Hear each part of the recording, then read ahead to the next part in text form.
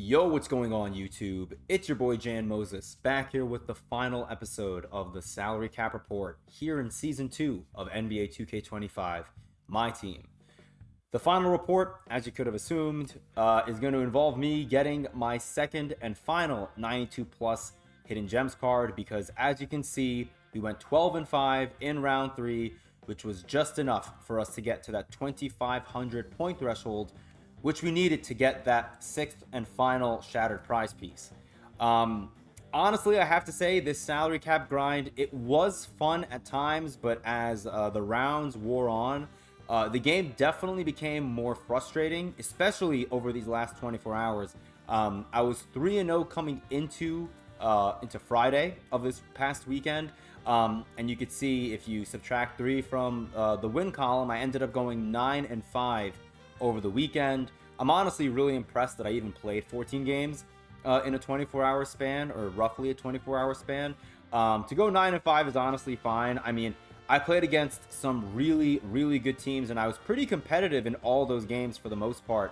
You could see in our for the entirety of the season, we averaged winning by 13 points in our games, which I think is really, really impressive, at least for my own standards. I don't know how I shot 48.4% from 3. I feel like that's because I either shot like 70% or I shot 20. I was never ever in the middle for the most part. I was either really hot and I was able to green all my jumpers, or it was just a straight up brick fest and I couldn't buy a basket. So yeah, I'm really, really happy with my performance, and it was really fun because the salary changes twice or 3 times a week. And so for that reason, I had to really mix up my lineup quite a bit. I would love to be able to go back and see who I had in my first salary cap lineup of this grind in Season 2. But I will show you guys the lineup that I ended with because I do believe it is slightly different than the lineup I showed you guys last. And that is because I benched Eduardo Nahara.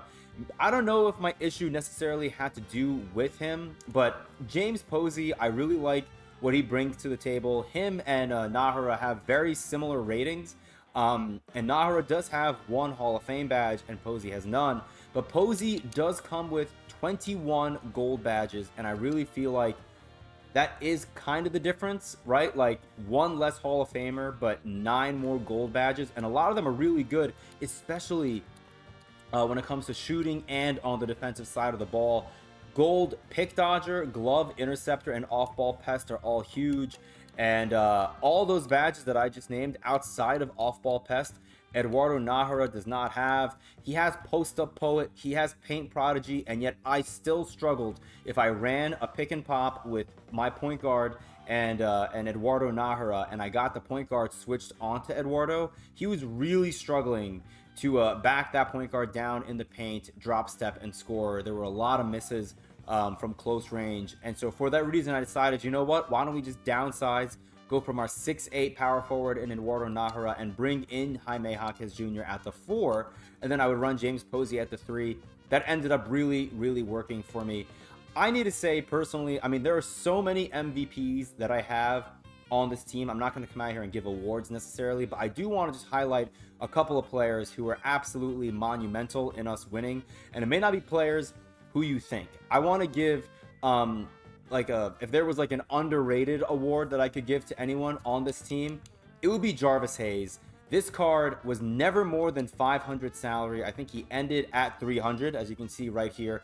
300 salary for a 6'8 power forward / small forward with 9 gold badges, including Deadeye. Yes, I know his jumper is very ugly, but it greened for me so many times, and it always greened whenever I needed him to green his shot the most. It felt like my opponent would be comfortable settling for a Jarvis Hayes open 3 when I would be in the flow of my offense, and it was in those moments that Jarvis Hayes came through most clutch for us. So I really appreciate him for that. But my favorite player who I got to use in salary cap all season, without a doubt, even though he was not great offensively, has to be Craig Elo, aka White OG Anunoby. This card was so damn good for me on defense. I felt like for the first time all season, I finally struggled defending someone with Craig Elo. And that player was Diamond Chris Paul. I played against him twice today on stream, and Craig Elo really struggled. We were 0-2 in those games, which I guess is fine, right? Chris Paul, Diamond is a really damn good card, and I have Craig Elo. Yes, he has some great defensive badges that we've talked about ad nauseum on this channel. Gold Pick Dodger, Gold Interceptor, Gold On-Ball Menace, Silver Challenger, Silver Immovable. He had all these great badges, and I just felt like because of his ratings, because of his foot speed, he really did not do great against Chris Paul. But outside of Chris Paul, he really held his own, even against cards like Diamond, Jalen Green. Craig Elo was able to slow him down a couple of times for us. You can see he didn't really score all that much for us, but when he did take threes, he was knocking them down at a really high clip, making 1 3 per game on less than 1.5 attempts. I mean, that's almost what? That's like over 67%, I think, from 3, if my math is mathing right now, which is really good. I just didn't take a lot of shots with him, as you can see. So really damn good card. He didn't get a lot of steals, but this card was an absolute menace for us. You can see he played in 33 of the 52 salary cap games that I ended up playing. And so with that said, we're now going to get into the packs, I guess. Really fun run again, and I may play some more salary cap just because we do have these weekly challenges right here where we need to play online and offline. And I would really like to try to get this, the 10,000 MT here and the 10,000 MT here. So we'll see if we end up doing it. If I were to grind out the rest of this, 4,000 or so MT that I need, I'd probably do so in salary cap. So if I have not uploaded a lot of gameplay videos from salary cap yet, it's probably because I'm waiting to upload the ones that I've yet to play, at this current point in time. All right, here we go. To the pack market we go. We have an 84 plus hidden gems salary cap pack, and then we have a 92 plus overall here, obviously. Let's start with the 84 plus and see what we get. Are we gonna get something higher than a sapphire? We get a ruby. Let me quickly check, make sure I'm recording. Hello, YouTube.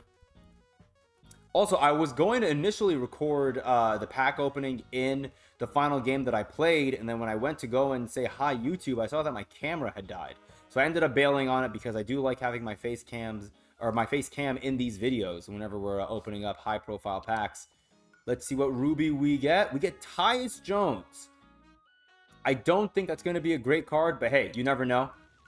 Tyus Jones, why don't we quickly take a look at him just out of curiosity to see if that's a card that we could potentially throw into our salary cap lineup. He is only an 87, which does kind of suck, but he does have 16 badges and is only 800 salary.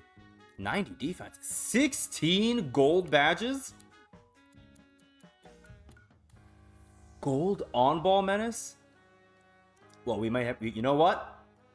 We may have to try this guy in a game. Online. 84-3. What's that speed? 88 perimeter. 90 speed. Maybe I'll bench... You know what? Here. We're going to bench Austin Rivers for now, even though I love Austin Rivers. We'll bench Austin Rivers for Tyus Jones, and we'll see how that goes for us. I know Austin Rivers and Mario Chalmers are probably still the two premium Ruby point guards that you want to be running, but I've never gotten to use Tyus Jones before, so why not give him a shot? All right, here we go. Without further delay, 92 plus. I've seen people pull some really good stuff out of this pack. I've heard people pull really good stuff out of this pack as well. Shout out my guy, Mr. Clutch. He got Paul George. I would love to see a Paul George. A Paul George, a Jonathan Isaac would be really nice as well. A Mo Bamba. I played against the guy that had a Mo Bamba today, and that jumper was lethal. So I know there's still a lot of cards that we could get that I would not want. Honestly, the grind was fun, and while I like Brandon Jennings, I don't see myself using him long term. I would love to see a diamond that I can use long term out of this pack. Come on, 2K, please. Please. Western, 96. Okay, so it's a big. Could be good. A Jazz center. Who is this? Ugh, we get Mark Eaton. I'm pretty sure he has 25 speed. I'm pretty sure this is a massive L. Man, that really, really sucks. That really sucks. Let's see.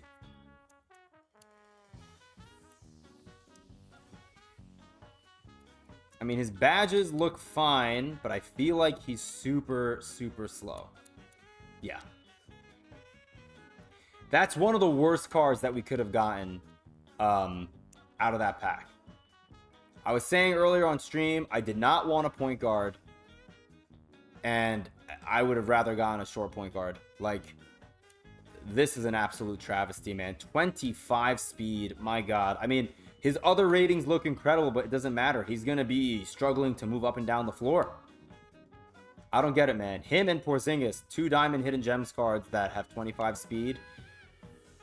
I mean, DeAndre Ayton runs laps around this card, literally and figuratively. Really, really frustrating. But you know what, man? It is what it is. If you would have told me that between those 2 packs, you know, if I got a, you know, you would have told me that out of the 84 plus, I would have gotten a better card than out of the 92 plus, I would have probably said that you were lying. You know, that's really, really frustrating. So I guess the best card we got today is right here, Tyus Jones. Maybe we'll do a gameplay on him, because I will not be doing a gameplay on slow-footed Mark Eaton. Really hope you guys enjoyed not just this video, but the entire salary cap report series this season. Let me know in the comments down below if I play salary cap next season. Would you guys like for me to do more content like that, where every week, or you know, a couple times every week, I'll drop videos going over players whose salaries have dropped or gone up, and ways that you can modify your lineups to maximize the number of good players on it? Let me know in the comments down below. I appreciate you guys. Thank you for rocking with me. We are on the road to 1,000 subs. If you're new to the channel and you're enjoying the content, please leave a like and a sub. It goes a long way, and I really would appreciate all the support, as again, we're close to 1,000. I can't believe it. Appreciate you all. Thank you for rocking with me. Until next time, I'll see you later.